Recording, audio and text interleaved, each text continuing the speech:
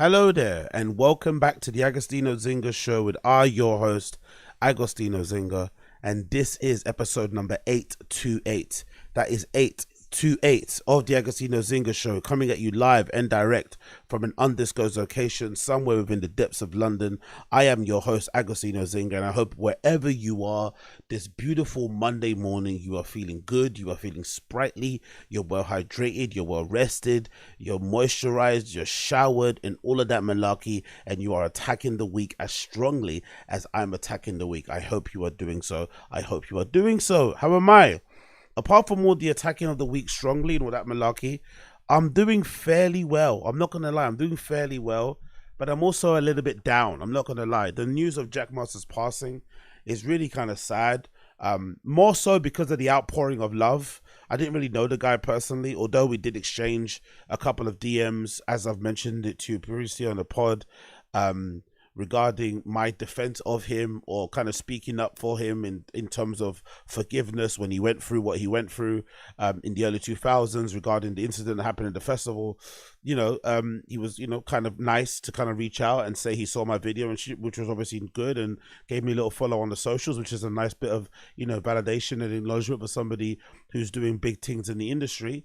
But from afar anyway, I've always been a big fan of him and, his playing style, and just, I think from my style of DJs who I've always kind of looked up to, the Ricardo Villaloboses, the DJ Harveys of the world, you can tell that I kind of like, the almost rock star, larger than life characters. You think of someone like a Seth Troxler, the Jamie Joneses of the world.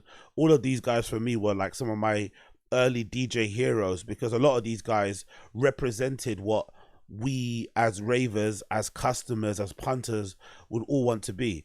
Taking that passion on the dance floor for the dance music, for electronic music, and then kind of, relaying that behind the booth, or relaying that behind the DJ decks, and basically being able to kind of, actualize and kind of fulfill your dreams of becoming a DJ, and kind of being able to kind of play in front of amazing crowds, and play, at great clubs, at great festivals, travel the world, see a bunch of people, basically living a dream and not seeing it like a job, but legitimately living the flipping dream.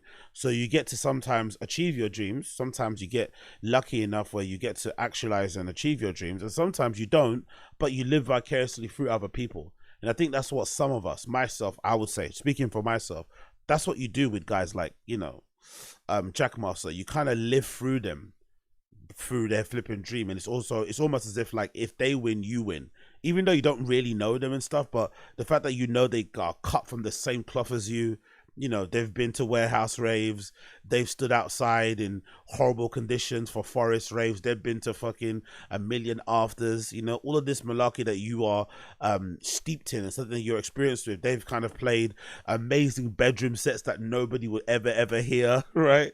They've absolutely killed it.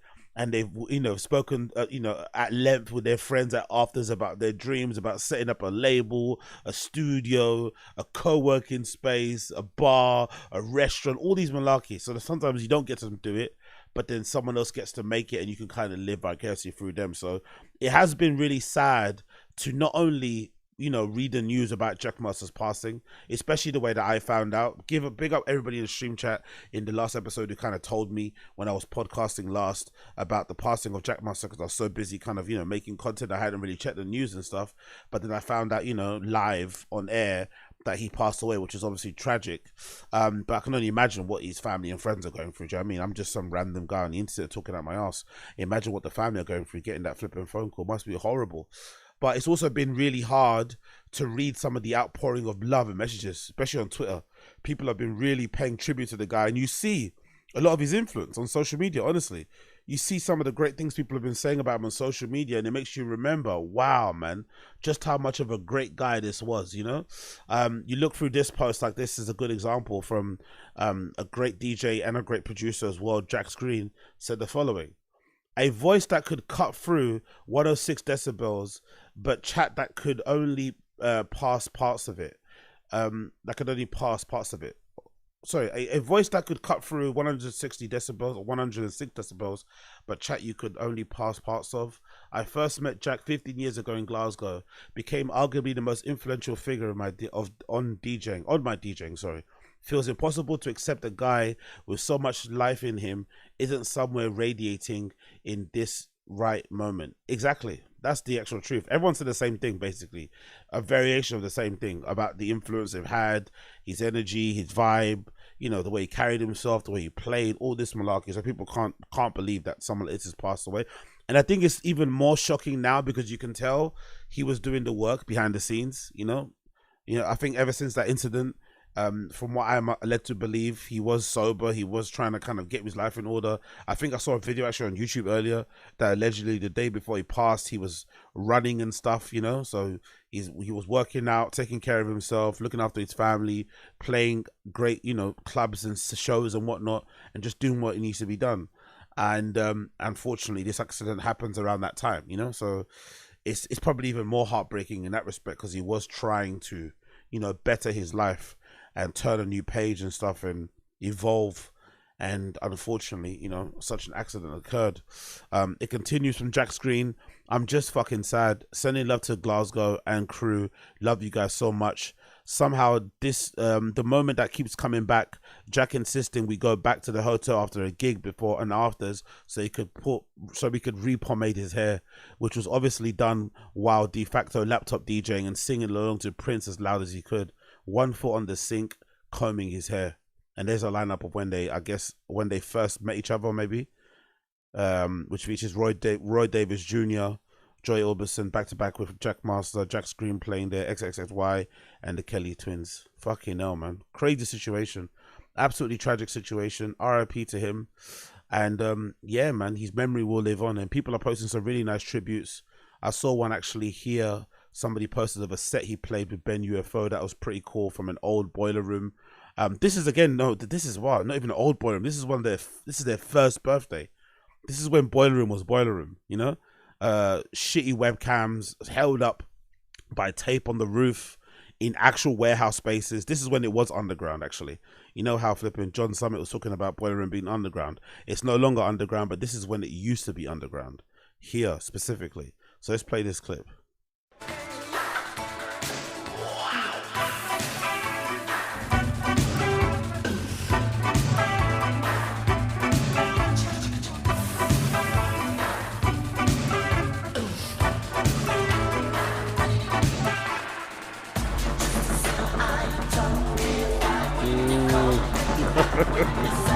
What a mix. Insane.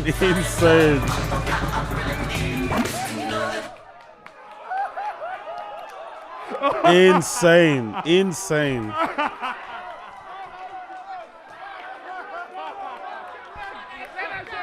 Okay, man. And you know what's crazy about this too? It's giving me fucking goosebumps. You know what's crazy? He's primarily a DJ. He doesn't even have that many productions to his name. Yes, there's some edits. Yes, there's some dubs and some remixes. But most of the love that he's getting from fans and from colleagues and whatever, and collaborators and people in the industry, is mostly down to his actual ability to DJ. That's how much of an influence he's had. And, you know, I say that because there's a million DJs out there. There's a million great DJs, a million crappy DJs. You know, sets are fleeting. You know, apart from the sets that get recorded on SoundCloud, they're mostly memories that you don't really, you know, hold on to and forget pretty quickly. But he left such an impression that people are legitimately, you know, thinking about his legacy and the things that he done and remembering some of the great times that they had based on his sets and kind of clipping up bits and sharing it and whatever it may be. I think the last time I might have saw Jackmaster perform was probably at Fabric. I think just before the pandemic, I think during a set, I think during a club night that I probably wasn't specifically looking for him. And I think he was playing in one of the rooms. So I think that was the last time I actually saw him play. I'm not going to lie. But most of my consumption of Jackmaster sets have been mostly online for the most part. I've only ever got to see him 2 or 3 times, actually. I'm not going to lie in that regard. Which obviously makes me which obviously re-emphasizes to me the need while you're, you know, while we're all here, to support the people that you love, to go and see the people that you like and shit as much as possible, because you really do never know when it will be your last time, when it will be your last chance. And some of those experiences, whether it's 1, 2, or 3, live for you forever. Because I've seen people literally posting clips of them, you know, seeing Jackmaster play in some random festival many years ago, and they still remember it fondly, and they're posting clips about it. So clearly those experiences are very what do you call it, memorable. So it's probably a good thing to kind of keep that in mind if you have an artist and stuff that you like, that you kind of, you know, are a big fan of, to make sure that you're out there supporting them and seeing them as much as possible, really, because, you know, our time on this planet is short and you have to make the most out of it. So RIP to Jackmaster, an absolute legend. RIP to Jackmaster, gone but never forgotten, an absolute freaking legend. So going on and talking about the actual topic of this particular show, I wanted to talk about these. This on screen, big up my guy over and Under. Absolutely amazing platform for streetwear and sneaker news and fashion and culture and everything else in between, has shared this picture of an up-and-coming Patta and Nike Air Max 90 waves. And it legitimately might be one of the greatest Air Max 90s I've seen in my life. It legitimately makes my penis hard, and I'm incredibly excited for it. Why do you ask? Because the Air Max 90 is one of my top 5 Nike trainers sneakers of all time. In that category, I'd put like Jordan 4s, Air Force 1, mids, potentially. I'll put Air Max 90s, Air Trainer 1s, Hirachis. You know, those are going to be in my top 5 Nikes of all time. But Nike Air Max 90s have a very, very, very important part of my life, because they might have been the first sort of sneaker within the streetwear sneaker world that I fell in love with when it comes to Air Max 90s. Those were the first, no, when it comes to Air Max 90s, those are the first model that I ever really was infatuated with back in the day. And I remember, like, you know, there was a kid in school actually who actually had money and whatever, and let me wear a pair of his Air Max 90s. He had like a black pair, and the black pair was all black with a silver swoosh, and he would sometimes wear them to school, but he let me wear them one time, and I was wearing them, and I literally wore them into the ground, and to the point he said, look, just keep them. So I kept them, and then over time they were obviously getting bust up, because I did everything in those things. I played football, I was out in school, I went to school discos in them, and over time they got bust up, and I tried to kind of, you know, that's when I also got into sneakers super heavy, and I discovered this whole like custom sneaker thing, where people back in the day used to like take the swooshes off of an Air Force One and replace it with like a piece of fabric from like Gucci or something, right, in the shape of a swoosh. So I decided to do the same thing on my MX 90s. And back in the day, I took off the silver swoosh on the MX 90s and I put like a little camo swoosh on it or something along that kind of line. It didn't look great because I did it with like, I think super glue or something. But regardless, like Air Max 90s have a special place in my heart because it's the first sneaker I really, really fell in love with. And I just love the shape. I think the shape is goated. I think the colorways are fucking incredible. And I think it's one of those shoes, Air Maxes especially, that just looks great with shorts, trousers, jeans, track pants, like all over the place. It's fucking incredible. Great design of a shoe. And Patta have decided to apply the same wave model or the wave pattern, the wave style that they have on the Air Max ones, which I think was a genius design little change. Because imagine the Air Max 1, if I'm not mistaken, the Air Max 1 that they did that on is an updated shape.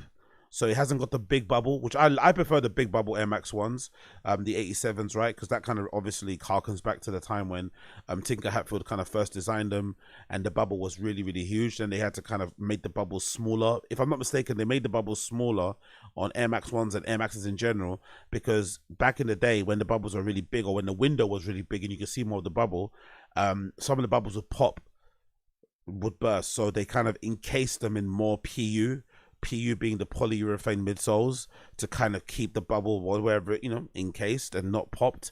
And I think they probably deflated and made the bubbles not as bouncy, as big as they used to be. Because back in the day, Air Max ones, or Air Maxes in general, if you look at vintage ones online, you'll find loads of Air Max ones that have really fat bubbles.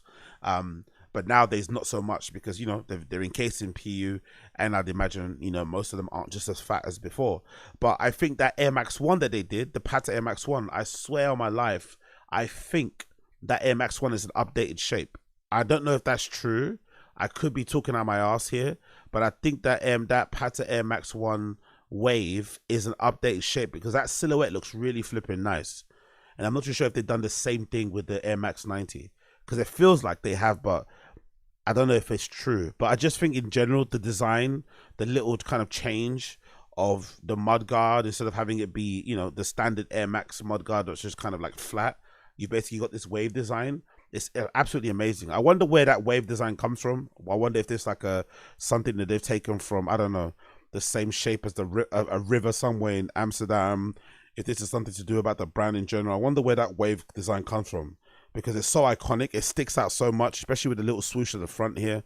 It's such a fucking crazy cool design. So simple, but so well done.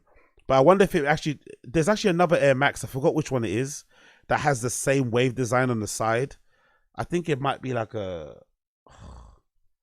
is it like a Terra? I forgot what kind of Air Max it is, but I'm thinking in my mind now. I think it might be like an ACG or something. It's like a trainer that has a similar sort of wave design that I remember from back in the day. So I wonder if that's where it comes from. But regardless, the wave design is fucking incredible. And I felt like that Air Max 1 is an updated shape. I'm not sure if it is, but if it is, then I think they might have done the same thing with the Air Max 90 here. I think this looks like a bit of an updated shape, but regardless, what I really do like about it is that if you can see from the midsole here, it looks like they've this is a aged off-white type of midsole, or maybe it's been stripped and doesn't have the polyurethane. It looks like it's gonna crack a little bit to kind of give it a vintage look. I also like they've done the same thing with the toe box. It's not white. It almost looked like a silver type of colorway, which again reminds me of the original Nike Air Max 90 Laser Blues, which is what that colorway is based on. And those ones had the, let me see if I can find it here, Nike Air Max 90 Laser Blue. The original Laser Blues, I think, had that similar sort of look to them. So they've taken the classic Laser Blue Air Max 90s, which is part of the original range, alongside the infrareds, and they've kind of updated it with obviously that kind of a wave mudguard design, as you see previously on there. And they've also given it a little bit of a sheen. So on the Air Max 90, as you can see, the Laser Blue, the toe box, although it's white, it has this nice little sheen going on there. I'm not just sure how they achieved that effect, but that was what made them kind of stand out, because even though it's mostly white on the upper, you got this different sort of hit on the front. So they've kind of done the same thing with these. They've kind of given it more of a dark tint here on the toe box, with the mesh on there, which is really nice. You got the white, and it's not really laser blue. It's more like I don't know, it looks like a purplish colorway, which again is another color. There's two colors. There's a Laser Blue Air Max 90, which I'm obviously in love with, and there's another Air Max 90 in a similar, obviously same model, but different sort of hue that I remember. And I think that might have actually been a women's colorway, if I'm not mistaken, from back in the day. But either way, they've done a really good job with these. They've given them some nice off-white laces that kind of match on the insole. This is also not even white. If I'm looking at it clearly, this kind of looks like a gray type of colorway here with the main body. Then you got obviously the black mudguard, and then of course you got the different colors here. And I think actually, if I'm not mistaken, the color on the midsole around the bubble is probably more accurate as to what the actual color is meant to be, because I think this color is probably a lot more easy to kind of sink into this PU as opposed to the plastic bits here. But regardless, really fucking nice. The black tongue, the Patta hit on the tongue as well. Patta Air Max is fucking beautiful. That's really nice. And yeah, I'm assuming these will come out fairly soon. I think next year. I think that's what the post says on here, courtesy of Over Under. We haven't got, yeah, summer next year. We're due to be getting these. I'm assuming there's going to be other colorways too. I assume there's probably going to be an infrared colorway. I assume so. There's probably going to be a whole pack of them. The infrared. Imagine if they would have dropped the infrared colorway first. That would have broke the internet, I think, man. That colorway is so fucking hard. Air Max 90 infrared is like such an iconic colorway. So I am all but certain this won't be just one pair. I'm all but certain this will be a collection of it'll be a range of colorways, I'm assuming, and all harkening back to the OG Air Max 90 colorway. So you'll probably get this. You'll probably get the infrared colorway. You might get the women's one, which was like a peach plum. So you'll probably get that. You'll probably get a flip on this colorway, the infrared. I'm assuming will probably be done as well, right? As you can see there, that one right there will probably get done. And I think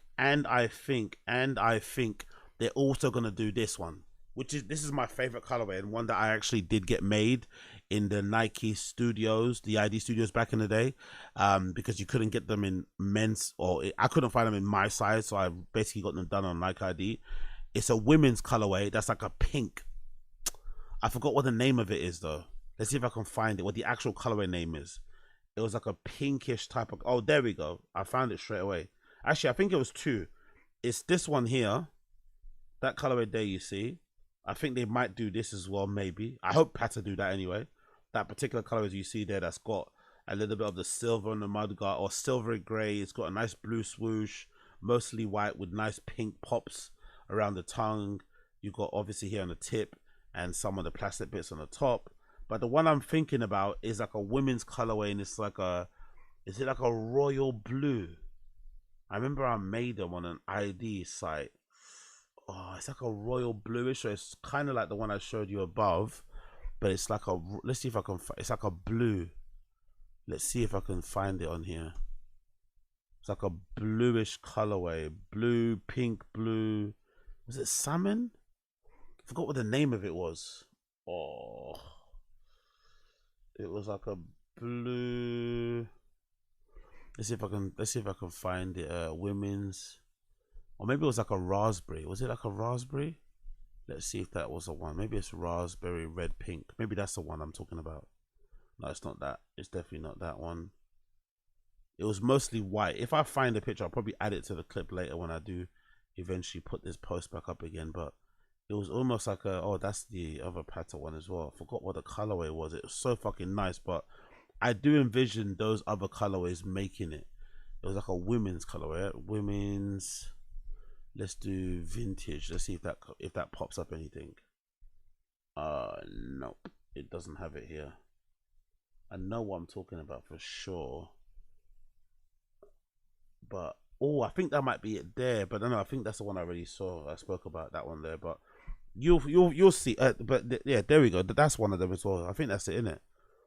I think that's it. But I think that's the same one I showed previously with the sort of silver bit there. But regardless, I think you'll see the infrared, the laser blues, and maybe an iteration of this I'm showing on the screen here. Probably some of the like original Air Max 90 colorways coming out soon with these Patta 90. So I can't wait for them to drop. No idea when they are going to drop in summer 2025, but that's the date there.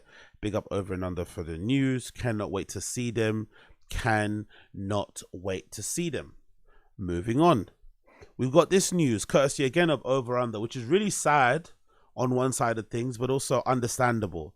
According to Over and Under and people on Twitter, I think another guy shared the news first, actually. Let's give the guy props. A guy called Fit Dad AK. So big up Fit Dad AK. He originally shared this.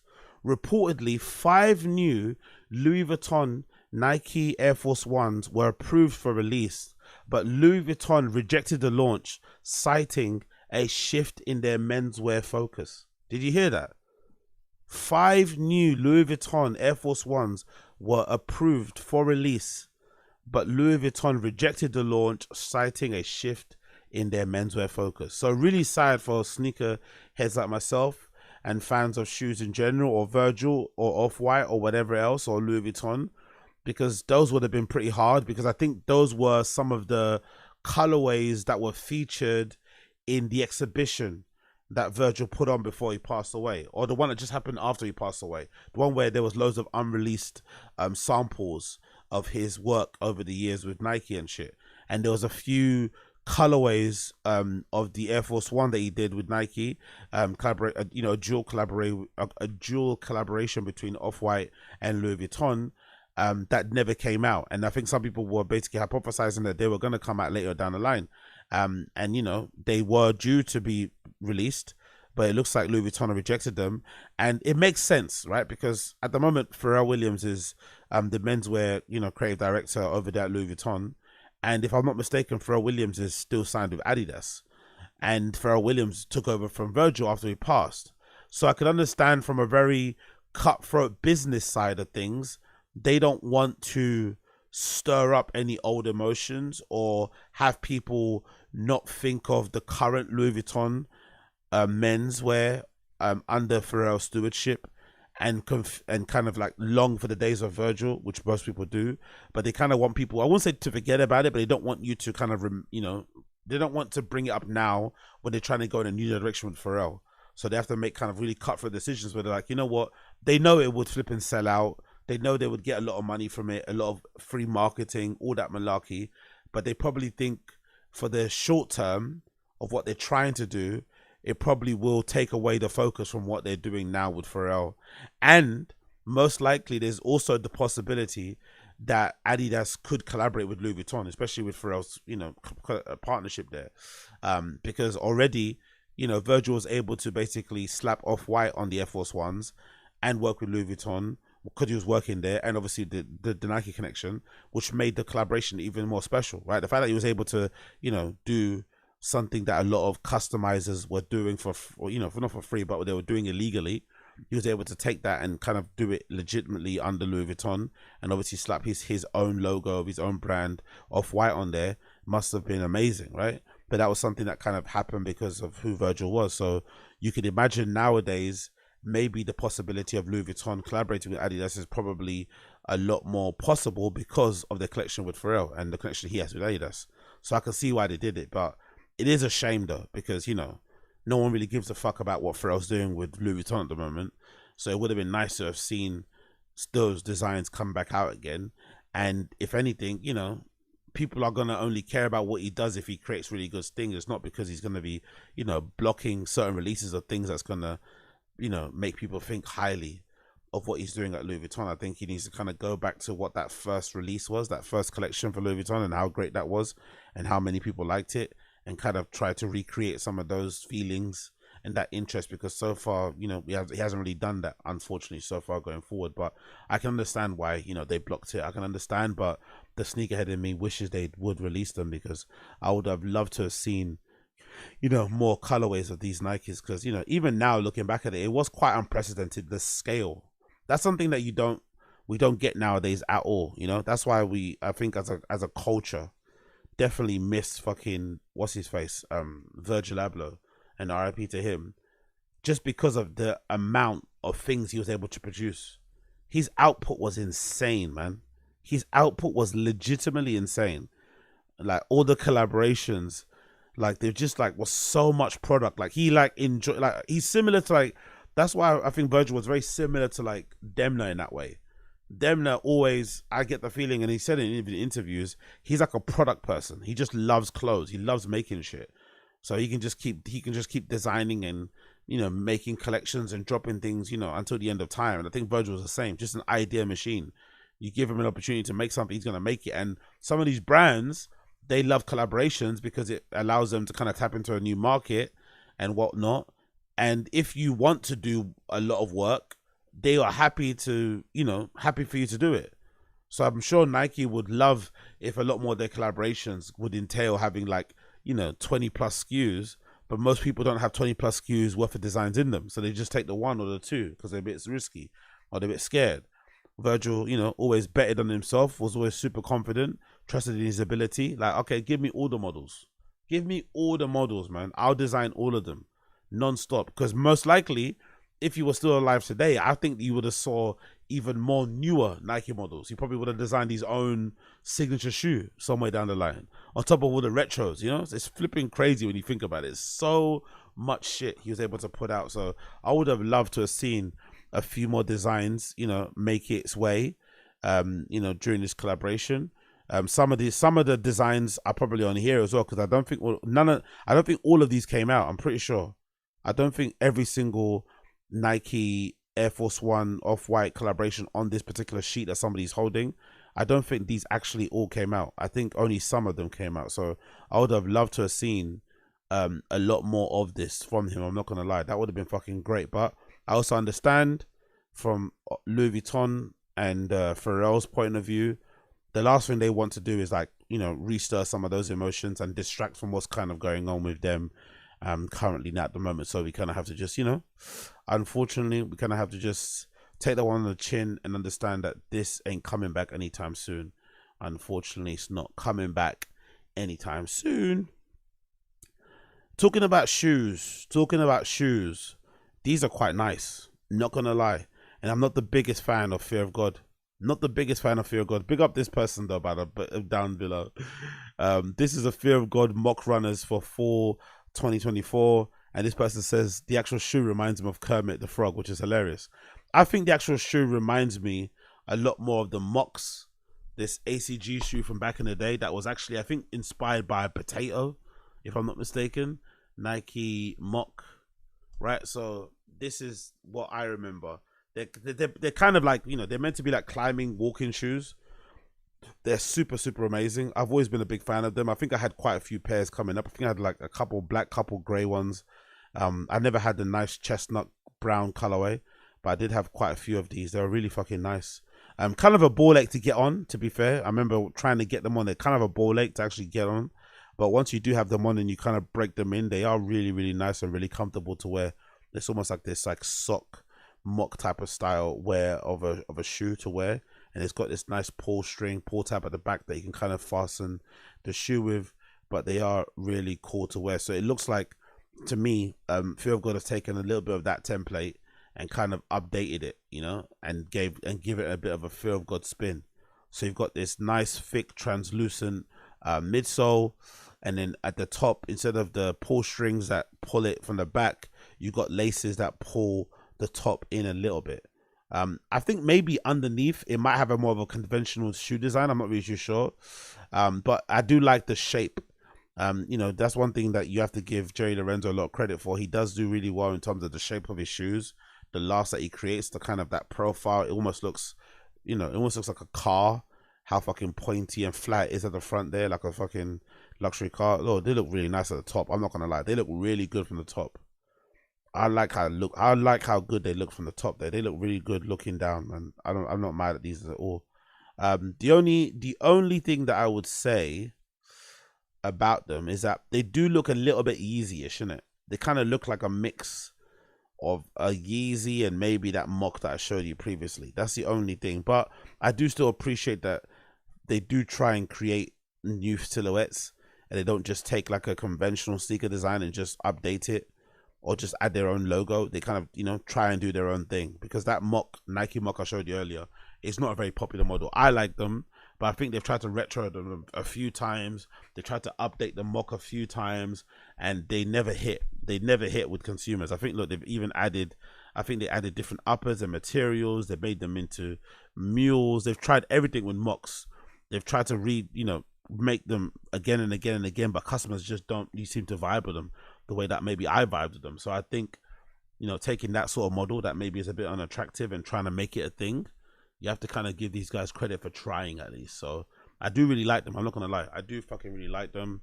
Not sure when they're meant to be dropping and coming out. I'm assuming they're gonna be bucks as well, because Fear of God don't fuck around when it comes to prices. You know, they're like fucking Vism out here. Fuck you, pay me. They do not play when it comes to prices. So I'm all but certain these shoes are gonna be fucking bucks. Bucks. But I would love them. I'm not gonna lie, I would love a pair. I would fucking love a pair. They do look really nice. So big up Fear of God, big up Blood Clot Fear of God. Okie dokie, let's continue. Let's talk a little bit about Young Philly. Unfortunately, it looks like all of the sponsors are dropping like flies in the news of the alleged rape that he's been, or the alleged rape he's been charged with. So it looks like, courtesy of the Times here, Young Philly FA withdraws with video series following rape charges. Young Philly FA withdraws video series following rape charge. The FA has withdrawn, which is the Football Association here in the UK, has withdrawn a new online cooking series featuring several England players alongside YouTuber and rapper who's been charged with rape. Oh my God, man. That kind of endorsement, Jesus Christ. He was going to have a cooking show where he got to cook with football players from England, from the England national team. He says here, I think Bukayo Saka, Ezri Konsa and Gerard Bowen were going to take part in this cooking show. Bloody hell, that was going to be a bag and a half, innit? The internet personality Young Philly, real name Andres Felipe Valencia Berendos. Whoops. Apologies for that. Apologies. RIP flipping Jackmaster still. The FA confirmed it has taken down several videos which featured Berentos with England players Bukayo Saka and Ezri Konsa and Gerard Bowen in a healthy eating initiative as part of the program with M&S Food, also sponsored by M&S. This guy's fumble is gonna be, needs to be studied. If he is guilty, this fumble is gonna need to be studied, man. Berentos was taken into custody in Brisbane on Tuesday and extradited to Perth, where the alleged incident occurred. The 29-year-old appeared in Perth Magistrates Court on Thursday, where the charges were read but no pleas were entered. He faces 4 counts of sexual penetration without consent and 3 counts of assault occasioning bodily harm.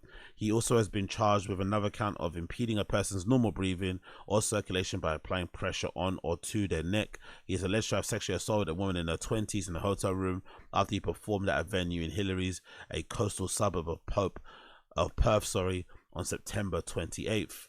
In a press release, the government of Western Australia said investigation is ongoing. Sexual assault squad detectives urge anyone with information relating to the matter or any incidents to come forward. Brentos has appeared in several BBC shows and is known for collaborating with YouTube collective Beta Squad. The rapper was on tour in Australia, has previously played for England in a Celebrity Soccer Aid match that was on the Great Celebrity Bake Off and Stand Up for Cancer on Channel 4. So yeah, the FA have withdrawn this series. So it looks like even though he hasn't been found guilty, the allegations alone, the charge alone is enough for FA to pull the plug. And then we've got another one too on here. Is this the same thing? Is this about the FA thing or is it another thing? A live performance. Oh, this is a live performance. So this is courtesy of the BBC. A Young Philly live show cancelled after rape charge. A live performance featuring the Chunks and Philly Show podcast has been cancelled after YouTuber Young Philly was charged over rape allegations.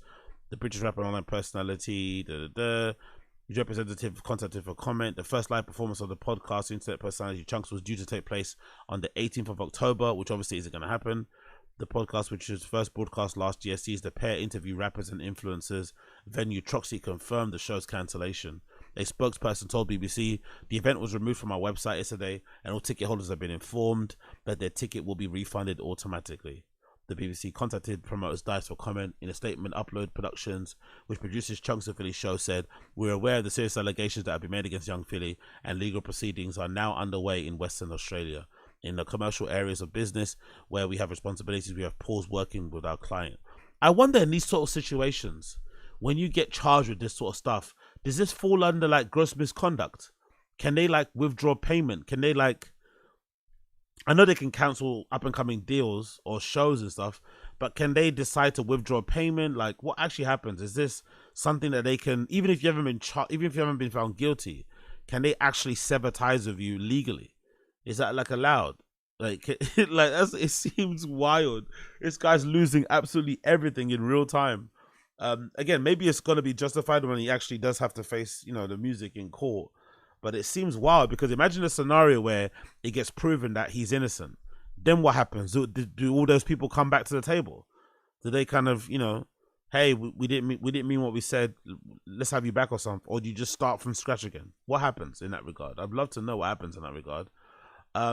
Then we've got another update here courtesy of the Daily Mail regarding Young Philly's ex-friend and fellow YouTuber LV General, who people were assuming would come out and be dancing on Young Philly's grave. But credit to the guy.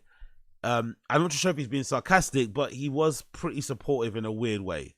So this is LV General on his Instagram post. By the way, if you don't know, Young Philly and LV had a show together or working together early on, and then I think they had a falling out, and then obviously Philly went on to do what he went on to do, and LV General has always kind of held a bit of a grudge with how kind of Young Philly kind of left the situation and kind of didn't really bring him through. So he rightfully, you'd say, kind of hated, he's kind of hated Young Philly, so people just assumed he'd be happy to see his demise. But let's see what this comment said when he posted on the Instagram story. Official LV General said the following: "Everyone, please stop messaging me about what's happened to Young Philly. He's a grown man and he has to take responsibility for his own actions. I'll be praying for man because Australian prison ain't no joke.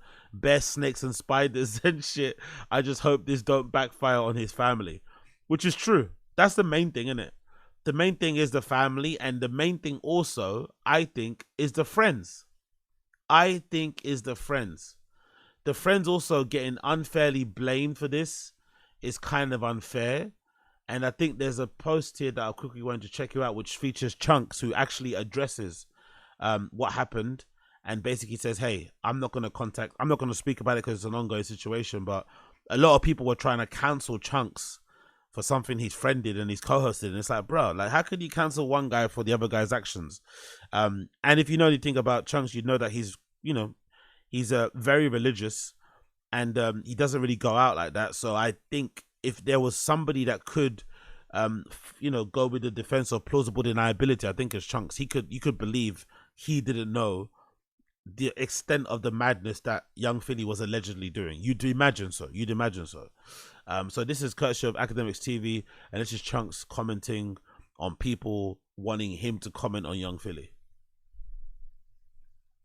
Yes, my peoples, like everyone, I've heard the reports coming out of Australia. Whilst I understand many of you want my reaction on it, as this is an ongoing court case, I hope you guys can understand that I can't and won't be commenting on it publicly. So yeah, I've just come on here to basically let you know the reasons as to why I can't. Love. Fair play, man. Fair play. You can't hate on that at all. You probably want answers. You want him to say something, but fair play not saying something. And to be fair as well, like, as serious as these allegations are, I have a really big problem with people who, especially if you're in the media or if you're in a public eye or you're a public figure, and somebody close to you who's also in a public figure goes down for something. I have a really big problem with guys who feel very comfortable sort of like cancelling their friends online and dunking on them. I don't think it's necessary. You don't owe the public an explanation for your friend's actions. It wasn't you. Why are you fucking explaining it? Why are you trying to explain it away? Why are you trying to save your own back? It's just not necessary.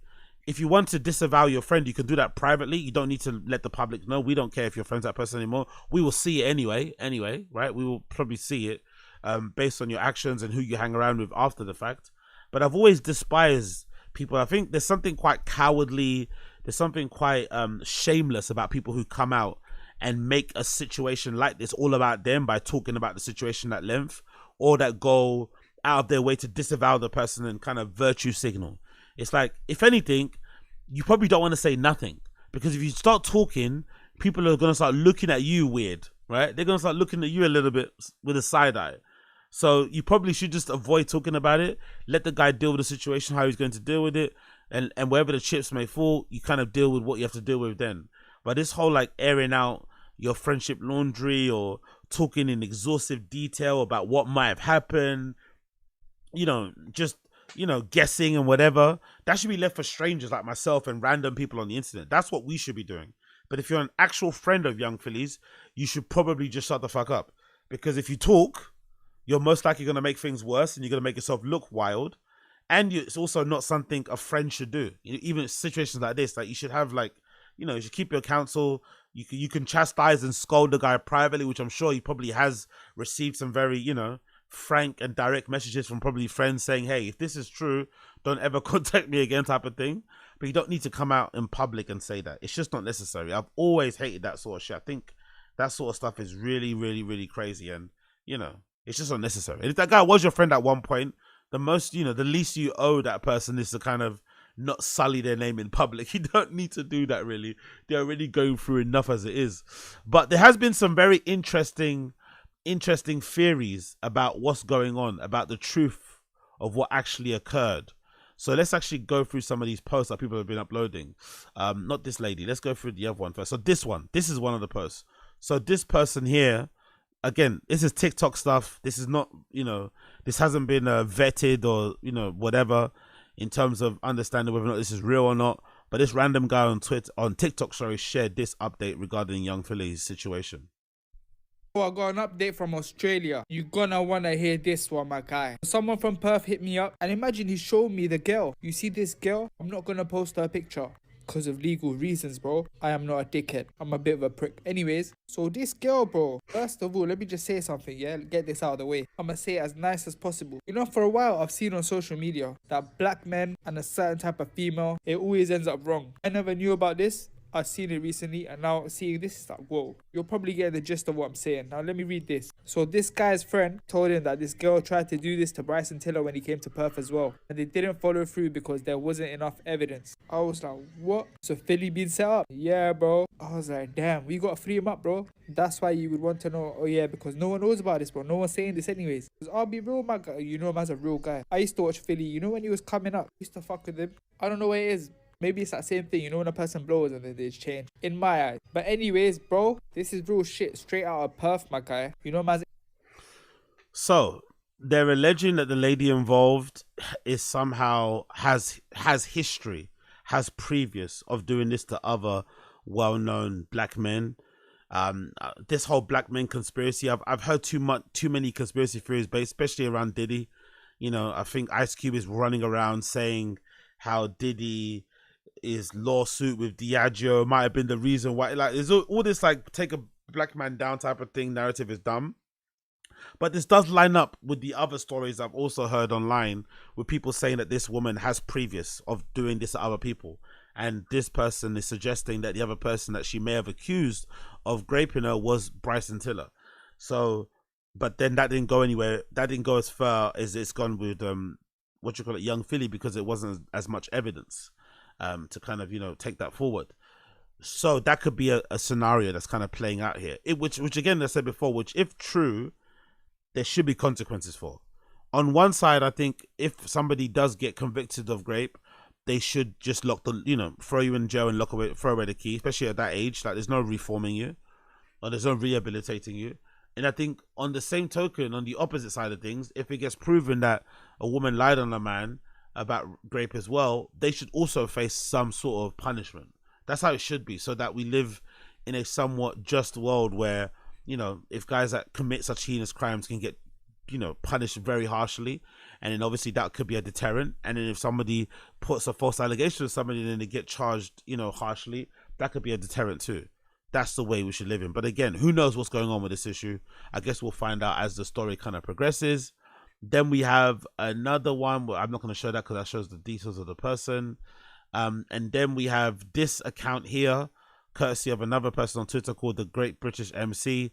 The title says 17-year-old girl says Young Philly and her management manipulate her. So this girl is being a bit vague. She's not really saying what happened, but it seems like she's insinuating that something untoward happened between her and Young Philly when she was younger, but Young Philly and her management sort of like buried it. They kind of swept under the rug and kind of made her maybe not report it or something, whatever it may be. So she's kind of, I guess, coming out and validating some of the stories about him, or saying that, he's maybe had previous. So let's play this clip. Again, I don't know, can't vet this, no idea who this girl is, but let's just play the post anyway. And to be honest, I never planned on saying anything at all. It's only because of what's come out now that I feel like I should have said something in the past, and I should say something now. 4 years ago, I spoke to Young Philly on Instagram DM. He DM'd me, and I ended up going to his flat. Him and his management, they worked very hard to manipulate me, obviously me when I was 17, and to make me feel like if I said anything, then they could ruin my life would be over, it'd be awful for me, awful for my mental health. So they convinced me to stay quiet. Damn. And right now I just feel awful, because I feel like, in light of what's happened to this poor woman in Australia, maybe it could have been prevented if I'd said something before. I was 17, and when it first happened, the incident, I didn't have anyone to talk to about it. I was very alone, and I was very embarrassed, and I literally didn't know what to do. I didn't want to talk about it then, and to be honest, I don't want to talk about it now. I don't want to go into details. It's embarrassing and it's horrible to relive it. However, I also don't want him to get away with this. So again, I don't know what to believe. Don't know what is true, don't know what isn't true, but these things are flying all over the place. There's another video also I need to play here, which features the ex-girlfriend. And again, I just think in these type of situations, everybody involved, especially some of the close people involved in his life, should just keep quiet and just let things play out the way they're going to play out. Because I'm sure this girl has the best intentions, right? Being the ex-girlfriend. But, why are you speaking about this? This has nothing to do with you. The situations aren't the same at all. You're the ex-girlfriend. This lady allegedly is accusing this guy of rape. Like, what could you possibly add to this conversation? No, what could you possibly add that would be of any benefit to anybody? You're not helping the guy. You're distracting everything that's going on. You're probably making it worse, really, if we're being really honest.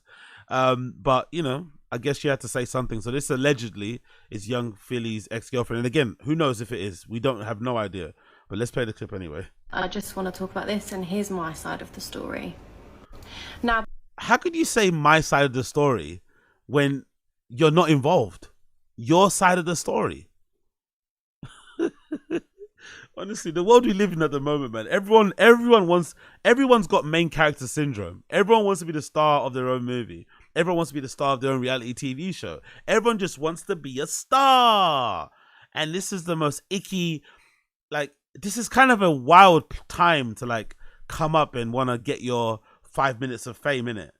When another woman is accusing a guy that you used to date of rape, you would maybe feel disgusted or feel a little bit terrified and maybe question your ability to judge good or bad people and shit, right? It'd probably fuck with your head a bit. The last thing you want to be doing is sitting in front of a camera on TikTok, you know, talking about your experience. You know, you probably want to hide away somewhere because you're just shocked that somebody close to you could be accused of something like this, especially somebody that you were once close with. But now, not this new era we live in. This new era we live in is the personification of that quote. I forgot who that American politician was. That said something along the lines of never let a good crisis go to waste or something like that. This is basically what situation we're living in at the moment. People taking advantage of, every opportunity to kind of get their name out there and face out there. Pretty shameless, but I guess it is what it is. Before we start, obviously I don't want to air personal business. Thank you. That's private. We were speaking last year, can't give you really time frames, and rekindled at Misfits. I actually know Philly, so at least the people that are watching this. I can't really give time frames. We rekindled at Misfits. Isn't that a time frame? Bless this girl, innit? Bless her, man. Bless her. Can have something based on someone that actually knows him and not people speculating and just know him from seeing him on the internet and Girth and Turf. Philly is someone that I know and get on with, right, okay? I'm not here to say things did or didn't happen. All I'm here to say, to tell you even, is my side of the story. What's your side of the story, though? Did he grape you too? My experiences with Philly made me feel comfortable. When we rekindled this year, there was actually, I'm going to make a point of saying this, there was a point where he was like, if you don't want to do anything, if you don't want to, bear in mind, we'd spoken last year, we'd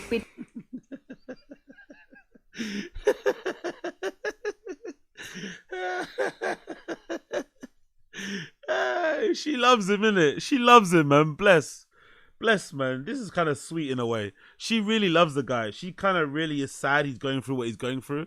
Like, she's really, this seems sincere. I'm not gonna lie. I get the feeling she might be a bit dumb, right? She might be a bit dumb, which isn't her fault. But I get the feeling she actually loves this guy, and she just is trying to do something to help him, because she's probably getting mad DMs. People are talking wild about her. She's like, no, you don't know Philly. You don't know the way. You don't know what's his name. What's his actual full name? Because I'm sure girls love to do that. Girls love to call guys that have like nicknames by their full name. What's his actual name? Andres, right? Andres, Felipe, Valencia, whatever she calls him. Hey, Andy, whatever, right? So girls love that. So she probably, loves a little bit of that. But it's like, sister, you're not helping the situation. Honestly, you're not. We've been seeing each other last year. And even then, he was like, it's almost like she's happy to let us know that, isn't it? Like, she's happy to let us know. He picked me. And there's many girls out there. If you don't want to do anything, if you're not comfortable, we don't have to. I just want to make a point of, he's never made me feel any pressure, and I think until... Oh, really? Ex-girlfriend? He's never made you feel any pressure? He loved you. He cared for you at the time that you were together. Who would have guessed? We've got definitive answers to the question. I'm not discrediting what's happened. I don't know the ins and outs, and probably neither do you. I'm just here to give... Why are you saying that so like... You don't know anything either, so why are you acting like you do? Just because you dated him at one point doesn't mean you know what he does when he's not with girlfriends and shit. You know what I mean? Like, you have no idea what's going on.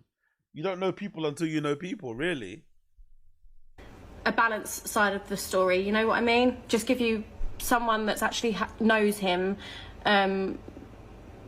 my side. I don't owe him anything either. You know, he's not asking me to do this. No one's pressuring me to do this. I just want to just say, let's all just calm down for a second until we know all the ins and outs. And my personal experience is that he was fine with me. Okay, you should have led with that. The end bit was good. You should have led with the end bit. You should have put the end at the beginning and then got rid of the other bits. Should have just put the end bit at the beginning. Everyone chill out. It's you know, everyone's innocent until proven guilty. The young filly that I know wouldn't have done something like that. Let's see how it plays out and we can go from there. Cool, no problem. 2 thumbs up. Keep it moving. But all the other bits and bobs, it's like, bruh, you're making yourself look kind of dumb. Like, also, it's a, you know, it's great. Like, I don't know, you're a young lady. Aren't you a little bit worried, you know, about what's going on?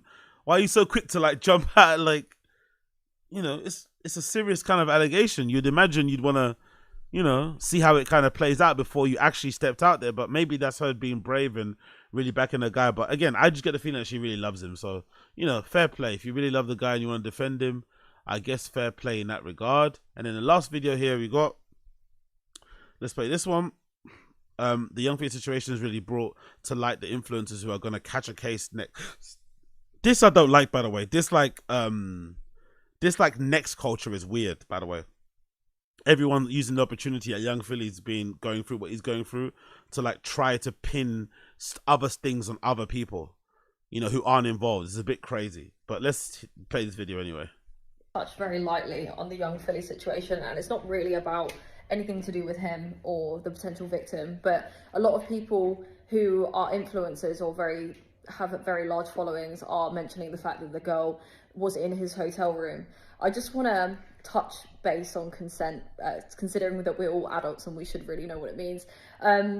If you are in the vicinity of the opposite sex, regardless of whether you're a man or a woman, you're not entitled to have sex with them, even if you find them really attractive. Everyone knows that, yeah?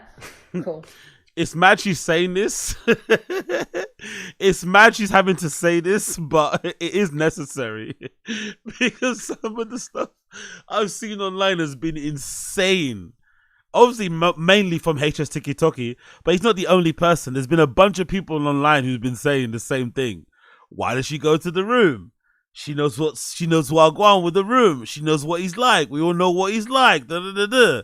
It's like, huh? Does that excuse or justify or you know invalidate somebody's consent? Like, just because you went somewhere, you can't then change your mind midway through or something. Like, once you start, you just have to kind of go with it. Is that what it's saying here? You have to grin and bear it. But yeah, big up her for making this very clear and black and white. Even if you're midway through the deed and your partner, regardless of gender, says to you, I don't want to do this anymore. If you carry on past that point, it's rape. If you sat back in that situation and go, oh yeah, babe, but I'm almost done, please just carry on, that's coercion, so you still rape them. I hope this makes sense, and I hope you understand that no is a full sentence.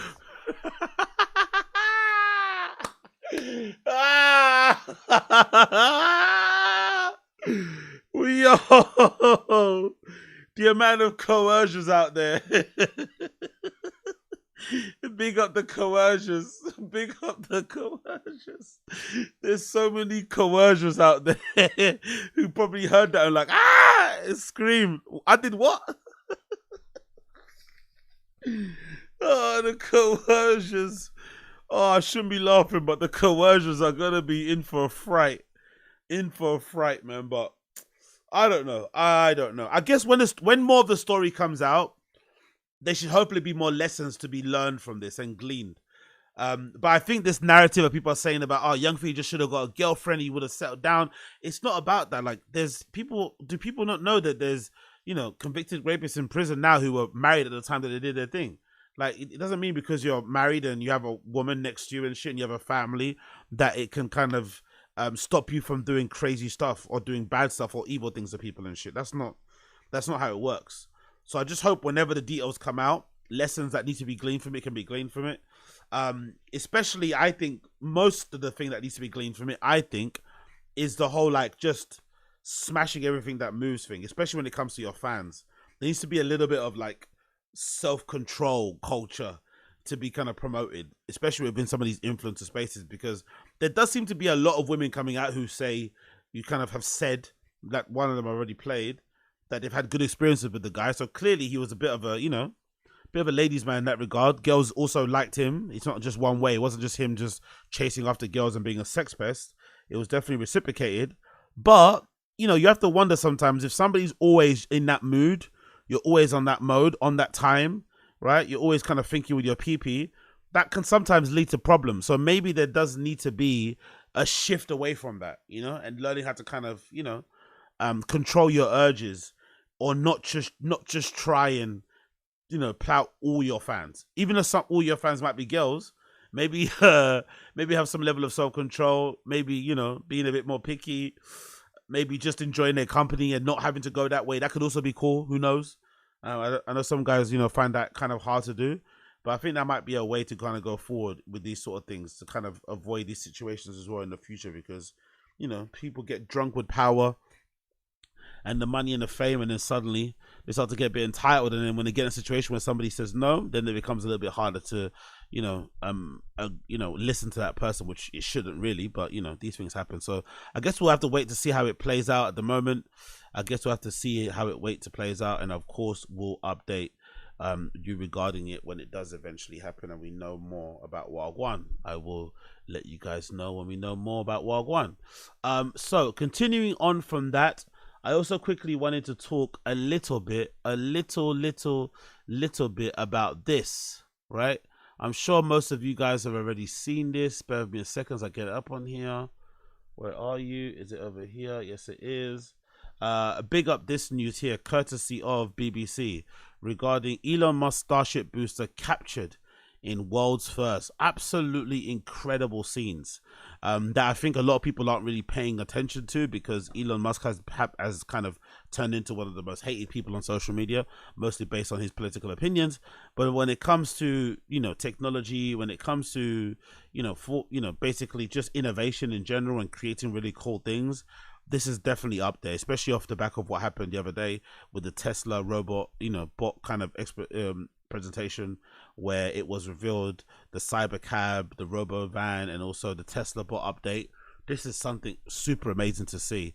The booster, which is meant to be the reusable part of the Starship, or, you know, it's fully reusable, but one of the reusable parts to allow for multiple launches, was able to land back in its place with this amazing kind of fork system for the first time ever in this way that we're seeing here, courtesy of this BBC video. So let's play this video and continue.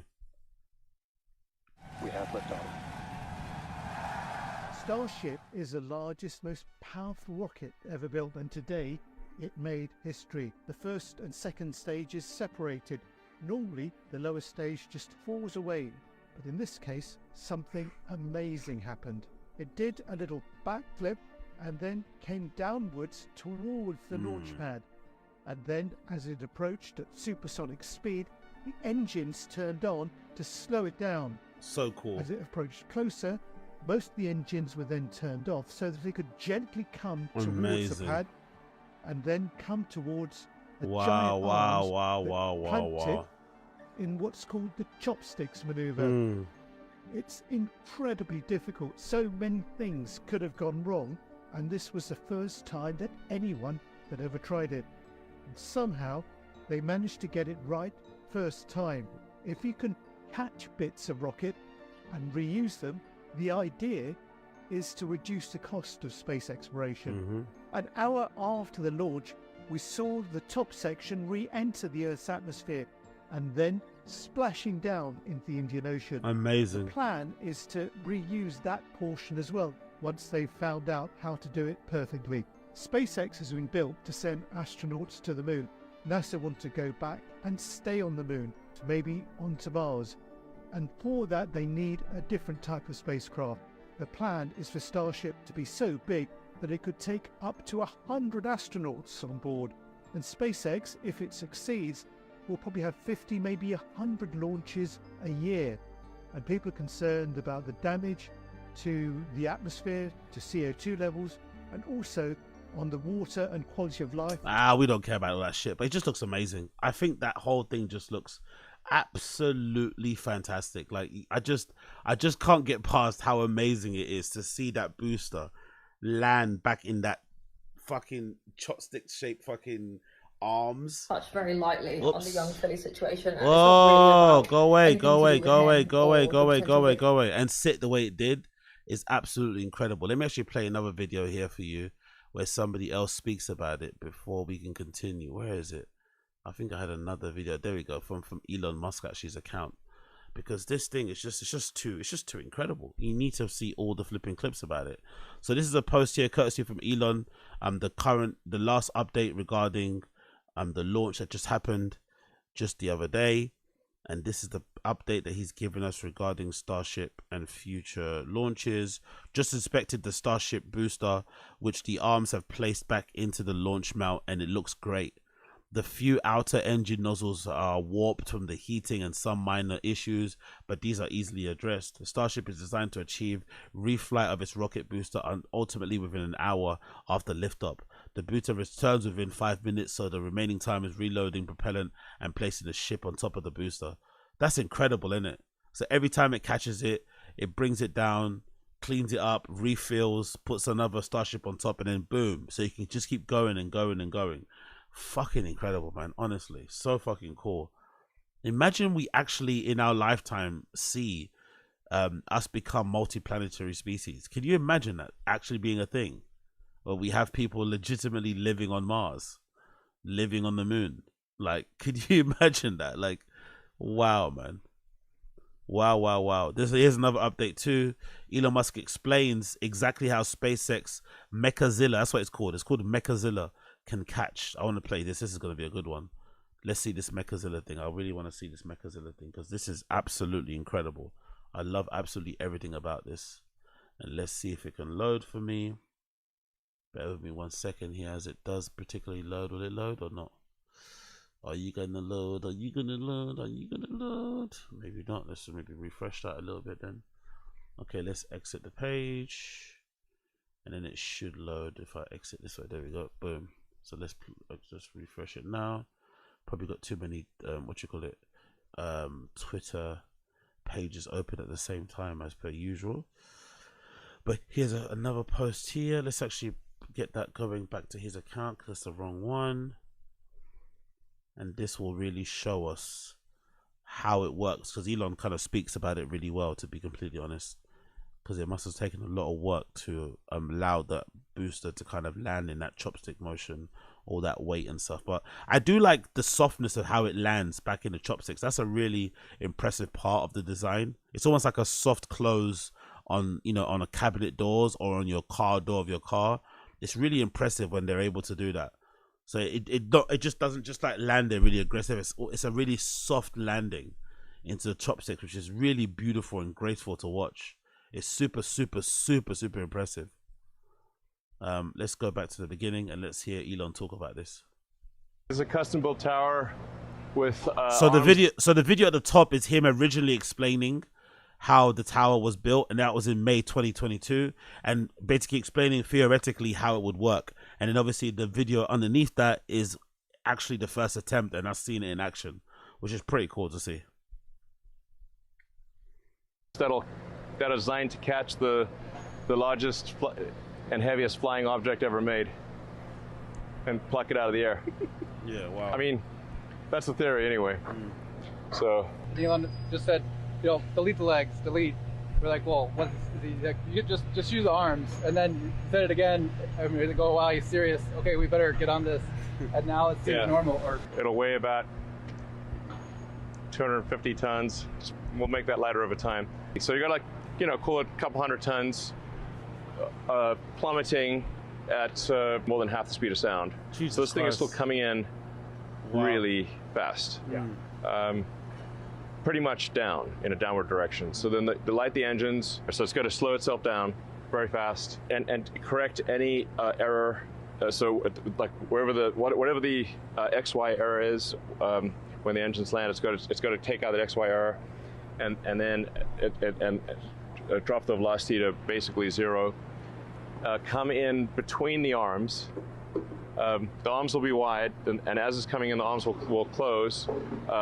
go flush against the side of the vehicle, and the vehicle will be descending through the arms, and those tiny little, you can barely see them, the little knobs, those kind of lifting lugs will touch the top of the arms, and then it will hopefully not shear off and crumple.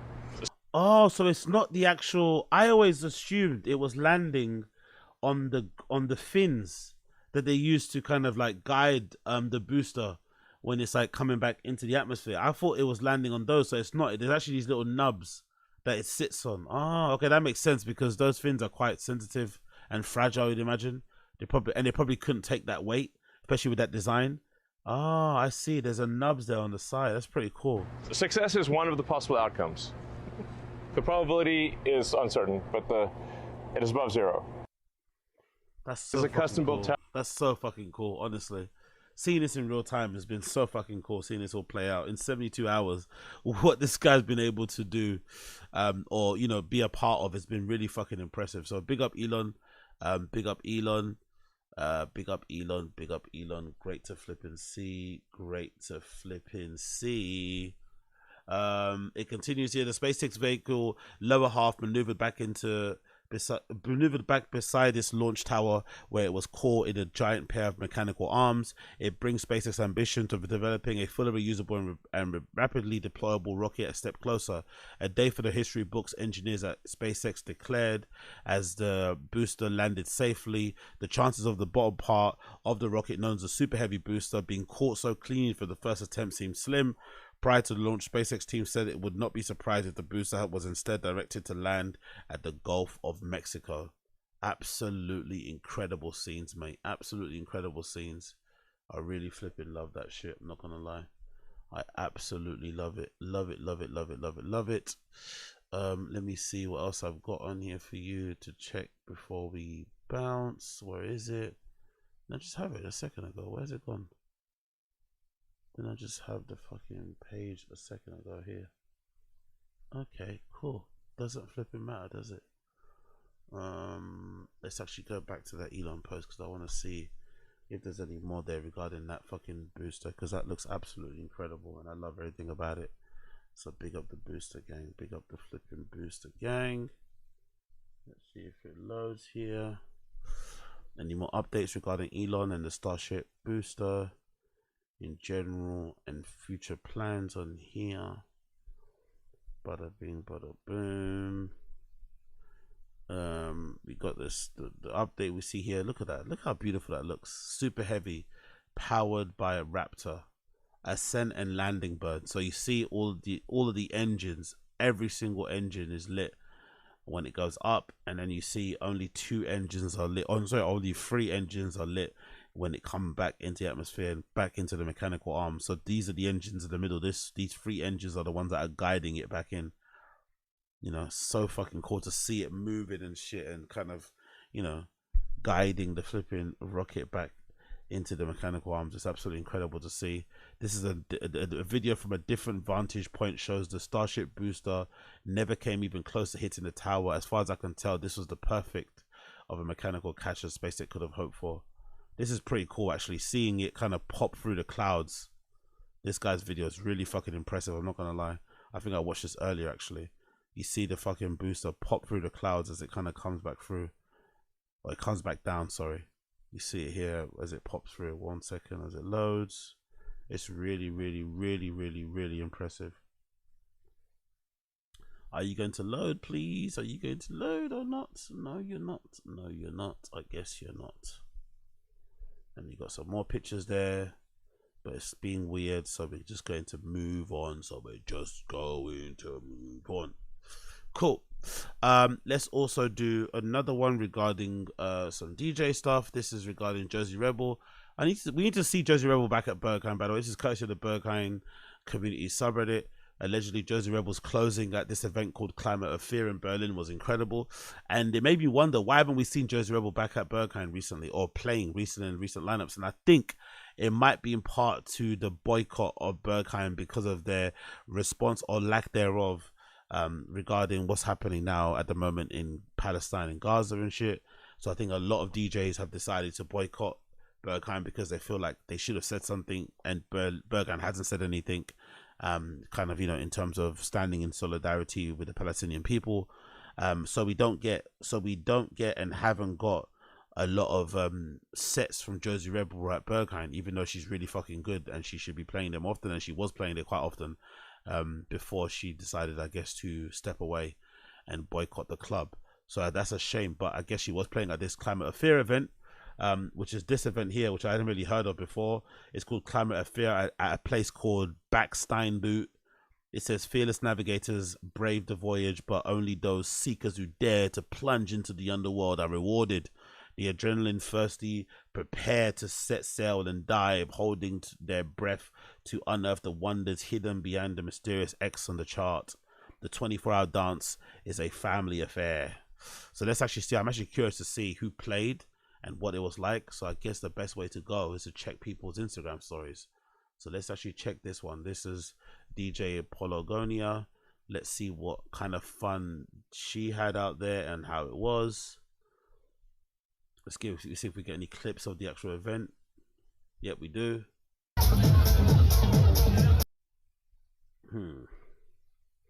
Any more? Track break. Let's go to that one.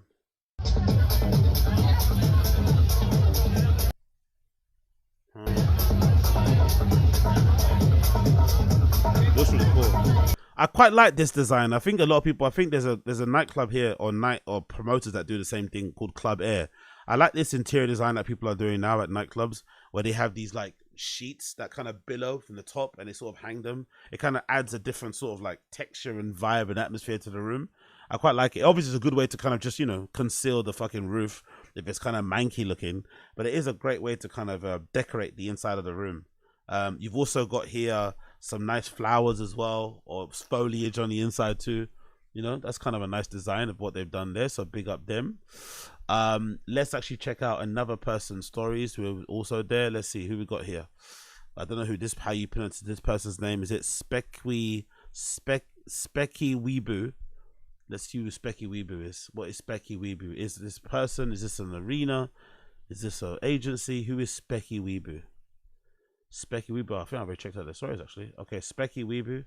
Pick up this person. We've got a picture here, courtesy of the event. And what else do we have? We have the same video that we saw earlier from DJ Northern. Cool. Great to see. Get through some other ones here before we leave you. Boom. This person called Sage Introspect. Let's see what they were doing out there. Big up Sage Introspect, or big up Introspect in general.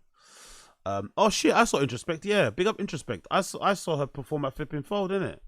Yeah, killed it actually. What am I talking about? Big up Introspect. Big up Introspect. Absolutely killed it at Fold the other day for the fucking Forward event. I remember that name. Let's see this.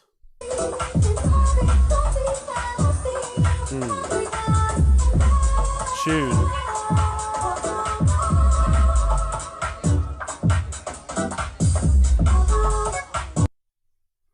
Like to hear that. I'm not gonna lie, I really like how they did this event. I love the coverings over the windows. Look like they got these like yellow sheets and stuff. Clear sheets over the windows that make it look really amazing on the inside when the light comes up, when the sun, you know, when the sun rises in the morning. You kind of got this nice yellow hue that seeps into the room, and obviously those big white sheets on the roof kind of almost make it feel like you're raving in a cloud. It's weird, you know what I mean? You're in a cloud somewhere raving on the inside. The DJ table has loads of plants and stuff. You know, it's quite nice. I'm not gonna lie. It's not the traditional, you know, event that I'm usually used to going to, which is just a warehouse with just a black table and shit. This is actually, look like they've, you know, put some money and thought into the design of the inside. I quite like this. Of the interior, I mean.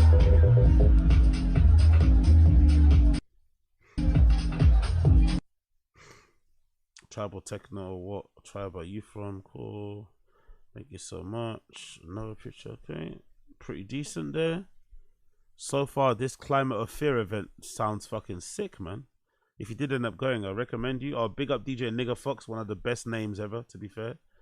You gotta love a DJ Nigga Fox, big up him. Let's see if they posted anything regarding the event out there. I'm sure DJ Nigga Fox is Angolan, or maybe he's just straight up Portuguese, but I think he might be Angolan as well, so big up him.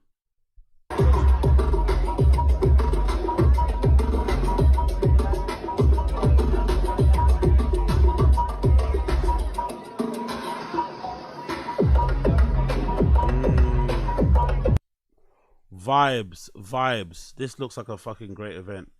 Not gonna lie. Big up who's Toma Kami. A person called Toma Kami. Let's see what they were saying. Any stories on there? Unfortunately not for moi. Someone called Ihua. Big up Ihua. What was Ihua doing out there? Anything good? Bada bing, bada boom. Let's play this. Climate of Fear, back to back with Tomo Kami. Any updates here? Nope, we don't get anyone's call. That doesn't matter. Let's do Les Noisettes. What did Les Noisettes get up to when they were out there? Anything fun? Nope. The preview. Let's see. Scott Cutler.